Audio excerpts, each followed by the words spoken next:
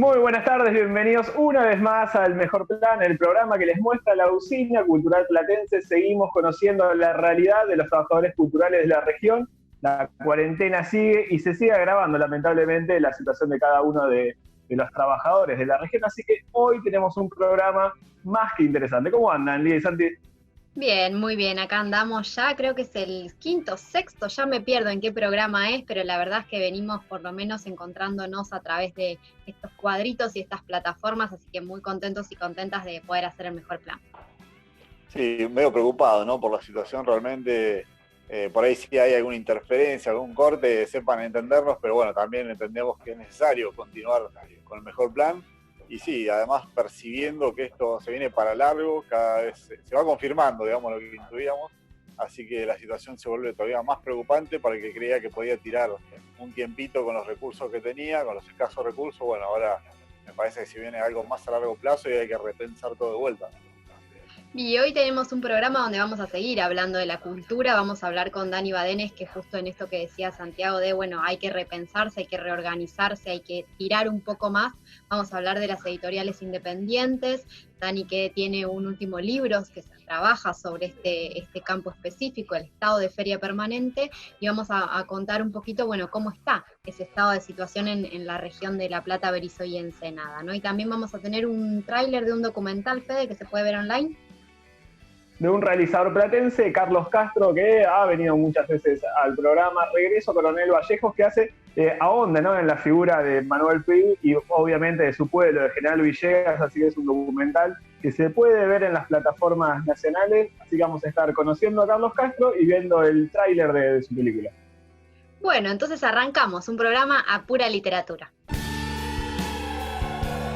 Seguimos en el Mejor Plan y como habíamos prometido estamos junto con Daniel Badenes, docente, editor, colega, periodista, y nos va a hablar de uno de los ámbitos culturales que más está afectando la cuarentena, que es el rubro editorial.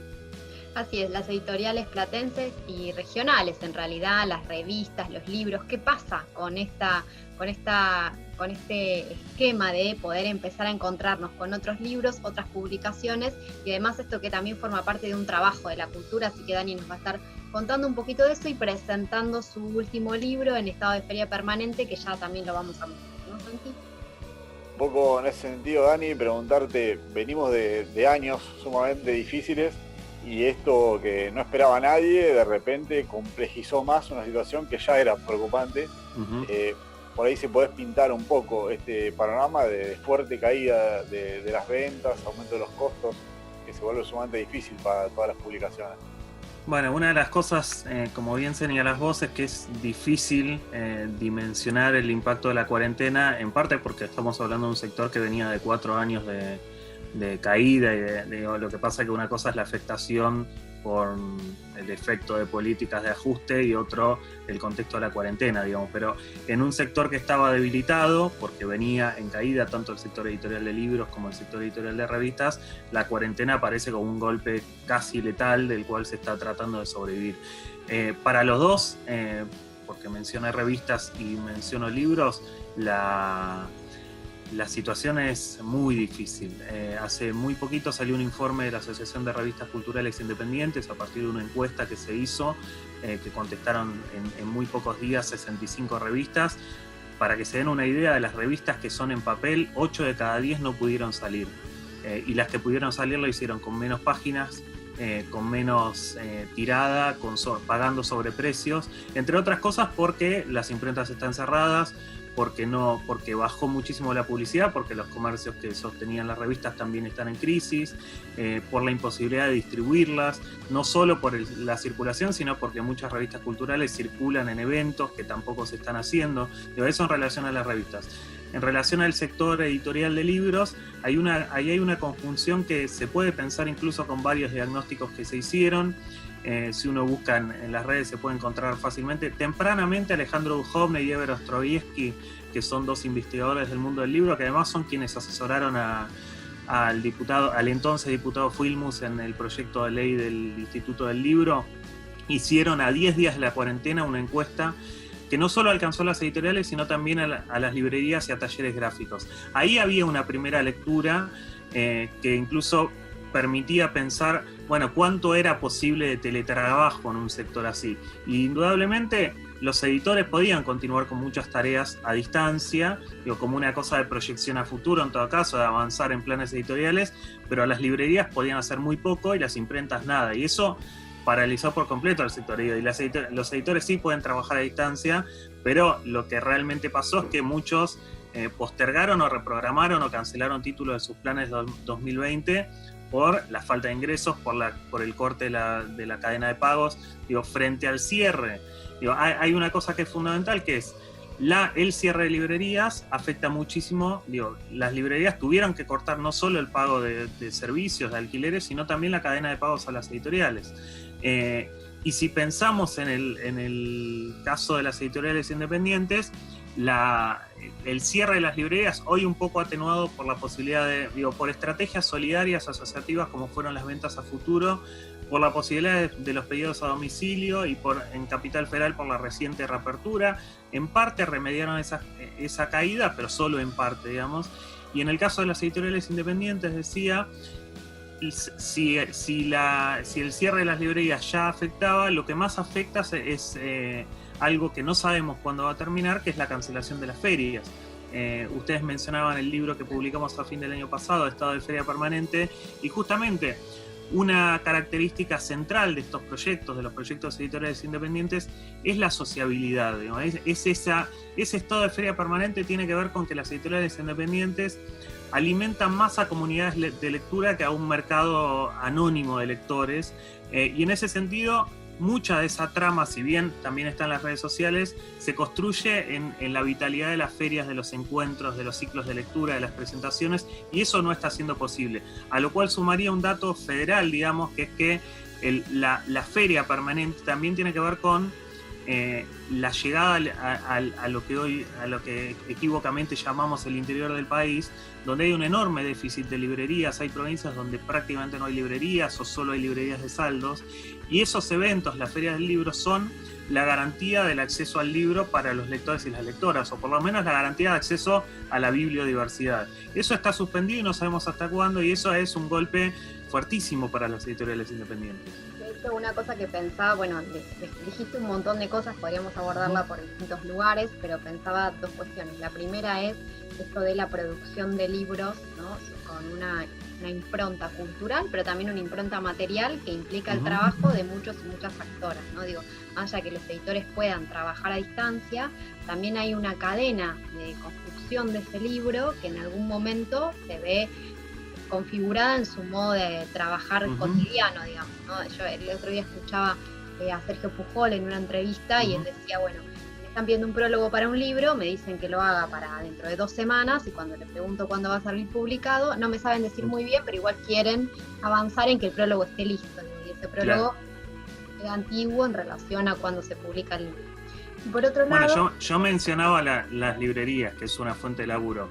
No dije nada del escalón que está antes en la cadena, siempre hablando de los libros impresos, que son los talleres gráficos. En abril... Claro. Se imprimieron 500.000 libros. En abril del año pasado se habían impreso casi 6 millones de libros. Digo, ese es el dato. Digo. En ese sentido se desplomó la producción. Las imprentas están cerradas, salvo las asociadas a los grandes grupos mediáticos. No están abriendo, y por eso no se está imprimiendo también. Además de porque está cortada la cadena de venta de libro en buena medida. Dani, y uno puede pensar como una propuesta, ¿no? La digitalización, la venta y distribución de ebook, pero en esos trabajos que vos mencionaste, se habló que más de la mitad de las editoriales independientes no estaban preparados para la venta digital. Bueno, eso es muy interesante. Una encuesta al mes siguiente del trabajo de Dujovne y Ostrovsky, Daniela Spielberg, que es otra investigadora del mundo del libro, hizo una encuesta directamente dedicada a las editoriales, donde aparecía muy claramente esta cuestión de la digitalización y de cómo enfrentaron las editoriales la digitalización. La digitalización se dio, digamos, porque todos ante esa coyuntura por lo menos empezaron a explorar el mundo digital, tanto para hacer libros digitales, para hacer ebooks, como para ver formas de venta digital, que no es lo mismo. Incluso aparecieron ferias digitales, ustedes vieron, desde ferias organizadas por las propias editoriales, como la Feria del Libro en Casa, hasta ferias estatales como Finde. En términos de producción, de hecho, los datos de la Cámara del Libro, es interesantísimo ver que el 63% de las novedades registradas en abril del 2020 fueron digitales. De hecho, la mayoría de ellas son versiones digitales de libros que ya existían. Entonces, ¿qué hicieron en la urgencia? Bueno, tenía estos libros, nunca había pensado lo digital, los digitalizo y los intento vender como ebooks. Eso es una estrategia. Ahora, lo que se ve en el trabajo que hizo Daniela es que hace 2 semanas, digamos, el 50% de las editoriales no tenían todavía ningún título disponible para la venta en formato digital. Digo, solo el 15% tenía, para pensar cuáles están realmente digitalizadas, solo el 15% tenía más del 60 o más del 60% del catálogo en ebook. Pero la gran mayoría, 2/3, no tenían ningún título a la venta. Digo, algunos tenían títulos digitalizados, pero todavía no puestos a la venta. Esa es la situación actual, donde además es muy difícil pensar qué va a pasar con eso, porque digo, tampoco tenemos lectores y lectoras digitales formados, digo, sí tenemos, pero no hay una cosa que se da de un día para el otro. Entonces, así como es muy difícil pensar que con la reapertura de las librerías se soluciona la cosa, porque a la librería va el que anda por la calle, y si uno se queda en casa, no está en la librería. Yo soy un comprador compulsivo de libros en librerías, y aún cuando las librerías abran no voy a estar comprando. Bueno, estoy saliendo porque estoy dando clases desde mi casa, porque no estoy llevando a los chicos a la escuela. Entonces, ahí hay que pensar cómo va a ser lo nuevo. Y lo mismo, es difícil pensar cuán exitosos no son los ebooks cuando tenemos casas sin readers, digamos. Y si uno quiere un lector de ebooks, tampoco sabe bien dónde comprarlo y no lo va a comprar, y no tiene un negocio donde ir a preguntar cómo es y que te expliquen. Entonces, es un sector en recomposición indudablemente. Y de hecho eso pensaba, también es una batalla cultural que dan las editoriales independientes para poder imprimir el libro, para tener el objeto libro, que en muchos casos es un objeto en sí mismo, una obra de arte en sí misma.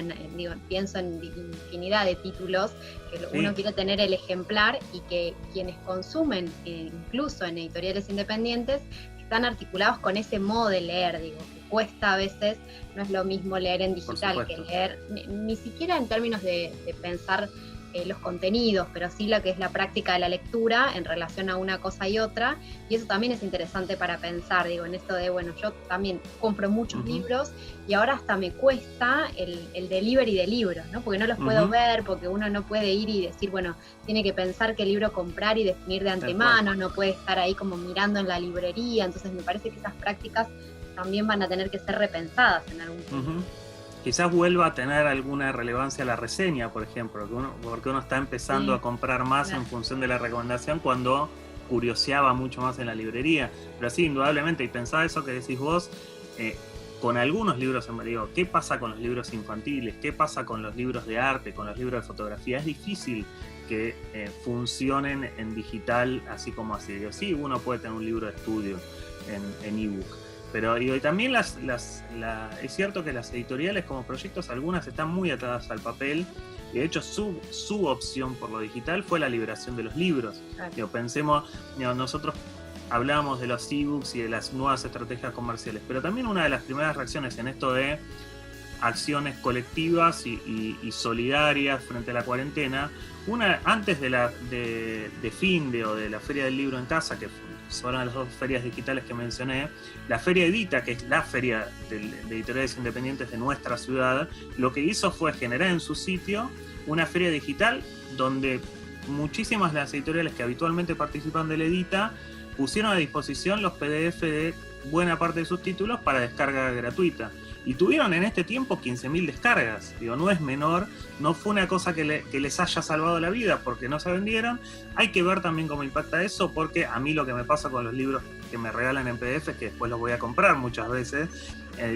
También hay un mito de que el libro que circula en PDF es un libro que no se vende, ¿no? Y a veces uno justamente accede al PDF y se encuentra con un libro fascinante que dice, yo esto lo quiero tener para leer tranquilo, y leer y subrayar. Y entonces, quizás cuando pase la cuarentena, esas editoriales que tuvieron esa solidaridad de poner a disposición libros a los cuarentenados, vean retribuida la solidaridad con compras que no habían esperado. Ojalá. ¿Santi? Y ante ese panorama, Dani, que pintabas un poco, ¿qué paliativos por ahí pueden encontrar, ya sea desde la organización colectiva, entre editoriales, o de alguna ayuda que pueda dar el Estado? El Estado que, bueno, hoy está en una contención a 10.000 manos, pero bueno, también, por supuesto, que los sectores editoriales lo necesitan, ¿no? Bueno, me parece que en la organización colectiva las editoriales ya han estado muy maduras, digamos. En términos de acción estatal, no estamos tan mal como otros países. Ahí hay un informe de la CERLAL, que es el organismo regional que piensa el mundo del libro, que ha mirado cuáles son las medidas tomadas por los gobiernos, y te digo, en Iberoamérica, y te digo que si te pones a mirar, en muchos gobiernos lo que aparece es una encuesta y una reunión con el sector, y nada más. Argentina, por ejemplo, una cosa que hizo fue sostener el programa de compra de libros para las bibliotecas populares, que habitualmente se hace con la Feria Internacional del Libro. Pese a que no hubo Feria del Libro, se sostuvo igual. Eso fue una inyección de plata, problemático porque las editoriales tuvieron que vender tal como estaba previsto a precios de enero y haciéndose cargo del costo de envío, porque digo, habitualmente se vende en la Feria del Libro, se entrega listo, y ahora si una editorial te compra, si una biblioteca te compra digitalmente, se lo tenés que mandar, y eso es un problema. Pero bueno, compra estatal es una buena medida. Por supuesto que falta mucho. Yo creo que hay todas las ideas que uno puede tener en este caso, o la gran mayoría de las ideas, son temas que ya estaban presentes de antes, como políticas culturales necesarias o como políticas necesarias para el sector, que se agravan en esta coyuntura. Yo pienso que los dos principales aspectos en los cuales hay que intervenir es en el correo, o en logísticas de flete, o en tarifas especiales subsidiadas o bien reguladas para que los envíos puedan ser posibles y puedan ser posibles a todos lados, y en intervenir en el mercado del papel, que es un mercado históricamente oligopólico, concentrado, con modificaciones de precios que no se explican por ninguna otra cosa que por las decisiones de los productores de papel. Digo, ahí hay dos cosas. Esta es la propuesta del Banco de Papel, ¿no, Dani? En la encuesta que hizo Daniela aparecía entre las posibilidades de intervenir en el sector la idea del Banco de Papel, que es una idea que desde el 2012 viene planteando la Asociación de Revistas Culturales, digamos. Ahí empieza a haber una posible alianza de dos sectores que trabajan con el papel y para los cuales el papel siempre ha sido un problema. Y después hay infinidad de medidas que se pueden tomar, y el sector ciertamente está demandando. Digo, para dar un ejemplo concreto, hoy, por lo menos todavía hoy, el rubro editorial no está alcanzado por el Programa de Asistencia de Emergencia al Trabajo y la Producción, el ATP. Digo, lo cobra Techin, lo cobran Ledesma, pero ningún editor accedió a eso. Digo, ahí hay una línea que no hay que ser muy imaginativo, es algo que el gobierno ya creó, pero que no está pensando en el sector. Y si uno además hace la confluencia de editoriales y sector asociativo, digo, las editoriales cooperativas, por ejemplo, en ese programa hay un gran problema, por ejemplo, que es que las cooperativas no pueden acceder, porque como no pagan salarios, hay cierta modorra intelectual en algunos de los que están implementando buenas ideas y que a veces se quedan en el camino justamente por nada. Digo, se está atendiendo a 10.000 quilombos, pero también hay que ajustar un poco las tuercas, porque si no se escapa la tortuga, digamos. Y incluso en el sector de la cultura pasa mucho. Digo, nosotros hemos estado hablando con varios y varias involucrados en este sector, y hay como una demanda muy grande a las medidas que se están tomando en relación a que pareciera ser que siempre la cultura es aquello que queda ahí de un lado, ¿no? Y hay que volver a retomarlo como un campo esencial para pensar un futuro posible más igualitario en algún sentido. Y está bueno ese ejercicio de la crítica, sobre todo porque no es... yo diría que casi nadie o nadie de los que plantea eso está diciendo está mal la cuarentena. Todos están diciendo mi librería está cerrada con razón, no puedo circular, pero sin embargo hay que cuidar un poco esto porque en algún momento tenemos que... porque si hacemos esto para sobrevivir, tiene que sobrevivir lo que tenemos, digamos. Y además porque es una discusión posible de dar en el marco de un gobierno que volvió a instalar el Ministerio de Cultura. Digo, quizás en gobiernos anteriores era una discusión bastante alejada de dar con el Estado, pero ahora hay una posibilidad de interlocución real en términos ideológicos en configuración del libro. Pero me gustaría que cuentes un poco sobre tu libro, ¿no? El estado de feria permanente, que yo acá lo tengo. Digo, se podría agregar otro capítulo a partir de esta feria permanente en lo digital, en lo online. Una de las cosas que aparece con las editoriales independientes, esa necesidad de esto, de reseñar, de contar, de compartir miles de charlas por distintas plataformas con escritores, con poetas, etcétera. Pero cómo es esto del estado de feria permanente, que surgió un poco porque aparecía en varios de los artículos, ¿no? Esta idea de la feria como necesidad. Bueno, en principio no es mi libro y es del libro de muchos otros, es un libro colectivo.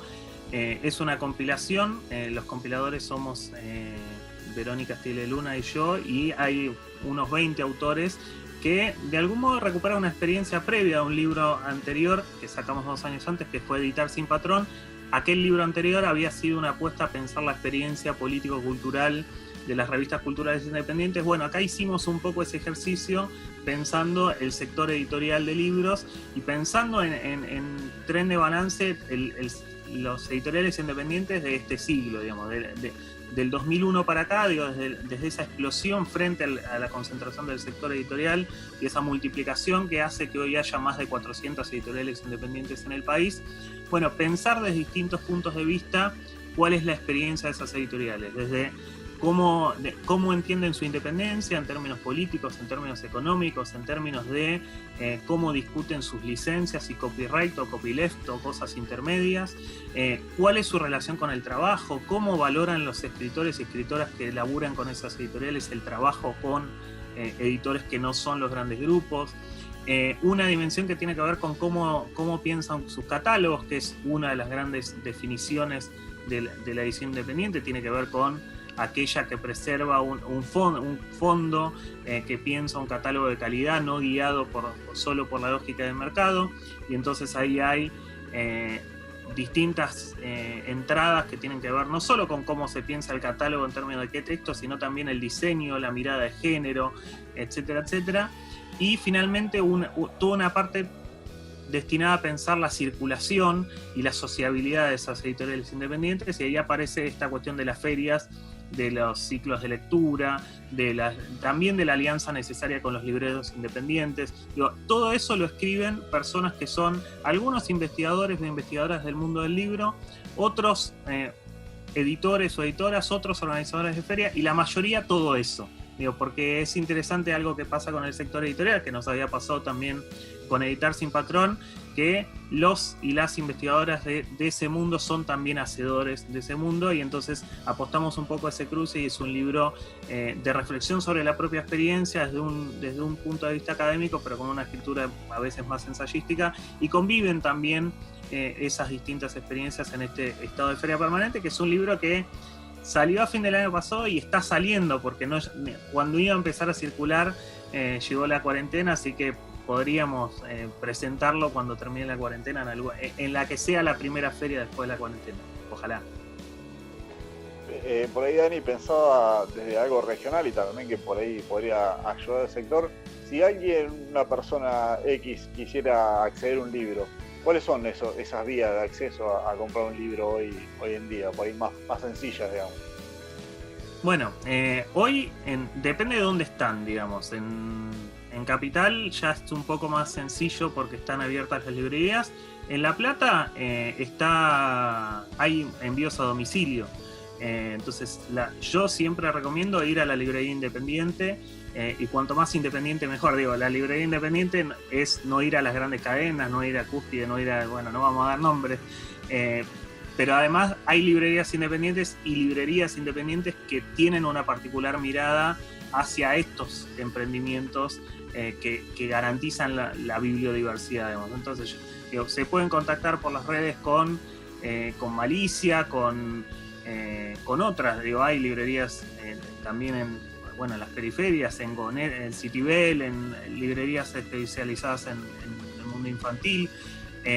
Con cualquiera de ellas se contactan por las redes sociales, pueden pedir libros y se los van a llevar, digamos. Si no, también está la posibilidad de contactar a las editoriales, pero la verdad es que algo interesante que se ha dado en este tiempo es una alianza entre las editoriales independientes y las librerías independientes. Creo que el mayor ejemplo de eso, doy un ejemplo porteño, pero fue el más armado, es la iniciativa de Sálvese quien lea, donde un grupo importante de editoriales independientes se aliaron con un grupo de librerías independientes para ofrecer sus libros de modo tal que según de qué barrio fuera el lector o la lectora, qué librería independiente lo iba a entregar, ¿no? Y ponían a disposición a modo de oferta el catálogo, cada uno renunciaba un poco a su porcentaje habitual, pero fue una iniciativa interesante de compra futura en la cuarentena que tuvo bastante éxito y que en La Plata podemos replicar pensando en la compra futura que hizo Malicia y que hoy uno puede comprar encargar por distintas vías, redes sociales, mensajes y recibir en la casa. No es que no estamos pudiendo acceder a los libros. Y también se puede explorar el mundo digital. Yo soy del libro en papel en gran medida, pero también hay que explorar esos otros mundos. Bien, bueno, todos y todas entonces no tienen excusa para quedarse sin su libro. Hay un título en el texto del estado de feria permanente, que es esto de la edición imperfecta, tomando un poco el concepto de cine imperfecto, y pensaba estos días que quizás incluso se puede ampliar esa idea, ¿no? Decir, bueno, hoy en día la edición imperfecta también es parte de esa construcción a futuro en relación a poder hacerse cargo de las propias articulaciones culturales, sociales y demás, de que no hay nada cerrado en la edición, sino que es más un mundo a explorar de alguna manera, y eso es un poco la apuesta de seguir comprando y seguir leyendo en este tiempo de cuarentena. Muchas gracias, Dani, por tu tiempo en esta ventanita de esta plataforma. Por lo menos nos encontramos un ratito y compartimos algunas lecturas. ¿Fede? En el próximo bloque, Carlos Castro y Regreso a Coronel Vallejos, así que no se vayan porque hay cine vinculado obviamente a los libros y a las editoriales. Seguimos en el mejor plan. Escuchando recién a Daniel Badenes, realmente me pareció que el grupo editoriales independientes está muy organizado y cómo va cambiando también el consumo, ¿no? de la gente ahora a través de los ebooks. También lo relaciono con la cantidad de películas que se están viendo online, ¿no? Los directores independientes están diciendo que Cinear está funcionando muy bien y seguramente los ebooks funcionarán muy bien. Lo único que hay que pensar es estrategias públicas y políticas para llevarlo a la comercialización, eso, ¿no? Y que después pueda convivir híbridamente con los negocios físicos. Sí, pensaba ahí mientras conversábamos un poco esto, ¿no? Que se dio como cierto fenómeno natural, si lo pensamos en la música o en el audiovisual, de no transición, sino también por ahí fortalecimiento, a la par que las salas para ver películas, o lo que podría pasar con la música, que los recitales siempre han sido algo vívido, pero también se fortaleció el sector de lo digital, por ahí lo que se perdió es el disco. Pensaba la otra dificultad, ¿no? También que se presenta en literatura con lo digital, que por supuesto que es una posibilidad, pero resulta algo mucho más lejano, ¿no? Pensaba en esto de ponerse a leer desde una tablet, por supuesto que ante algo coyuntural como esto que estamos viviendo, y ante los que tenemos por ahí hambre de lectura, uno resuelve de cualquier manera, pero sí como encuentra la literatura una gran dificultad ahí, que bueno, sabrá sortear por ahí de otros modos, ya sea con el delivery, o veremos las editoriales, ojalá le puedan encontrar una vuelta, tanto para los libros como las revistas, porque hay algo sumamente importante en el físico, en el soporte de la literatura, de la producción, que lo veo muy difícil que la gente por ahí pueda explotar esta parte electrónica o virtual del mundo literario, ¿no? Y de hecho son momentos y modos, uno tiene un modo de leer en digital algunas cosas y hay otras cosas que las permite o las piensa leer en papel, como es el disco, el disco de vinilo, uno lo escucha en un momento o que está pensando en escuchar ese tema o que está encontrándose con ese objeto música, y en cambio cuando vas en el auto pones Spotify y vas escuchando, aleatoriamente, o tiene que ver con los modos de lectura y de escucha en algún sentido.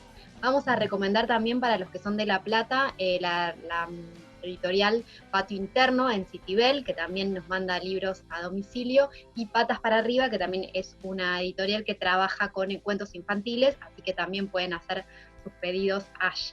Y ahora nos vamos a ir con más literatura. Estamos hablando de una película de Carlos Castro que recorre un poco la obra de Manuel Puig, recorre ese inicio en Coronel Vallejos y a partir de dónde surgen sus personajes e historia, así que nos vamos a recomendar esta película con el tráiler de Regreso a Coronel Vallejos, ¿no, Fede?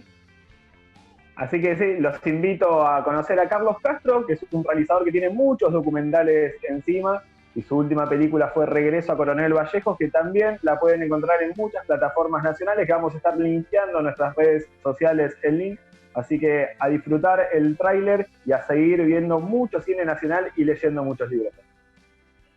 A la semana que viene.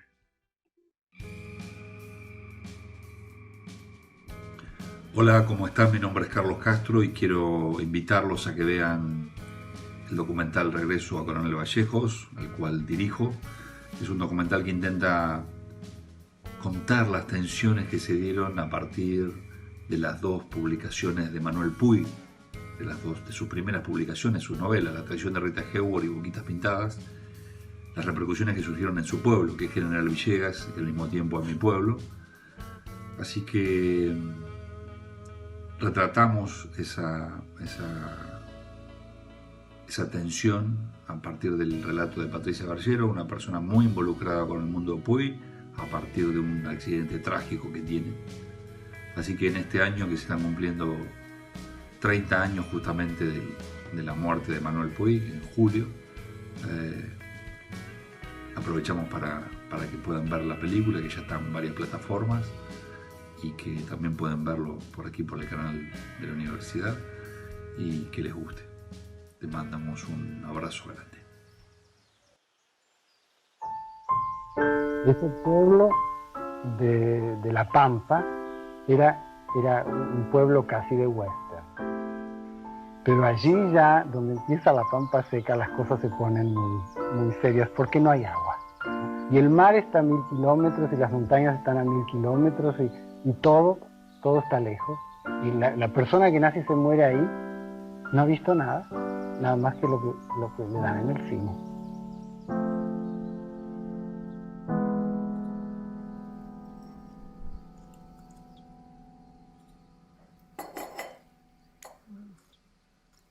Siempre he deseado ver filmar una película.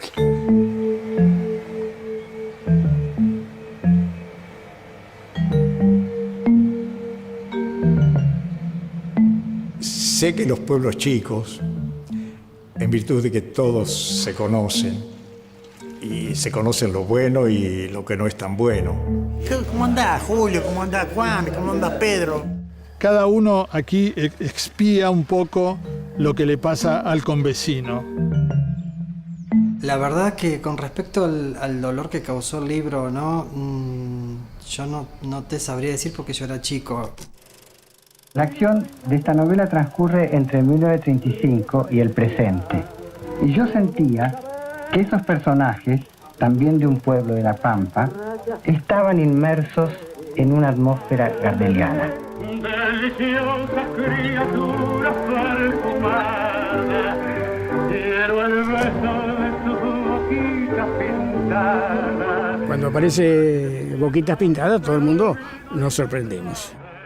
Perdóname con esto, porque me doy cuenta que estoy mezclando los personajes de la novela con lo que yo escuchaba en mi casa. De la novela, digamos, identifica, buenas tardes, identifica personajes de carne y hueso absolutamente identificados dentro de la sociedad villegense. Pero claro, porque en el libro la gente se encontró un poco así tocada, digamos, ¿no? No sé si está bien la expresión, pero no, nada que ver, qué sé yo. Bueno, nada que ver porque vos no te mencionó. Yo creo haber leído que Manuel jamás volvió a Villegas. ¿Volvió?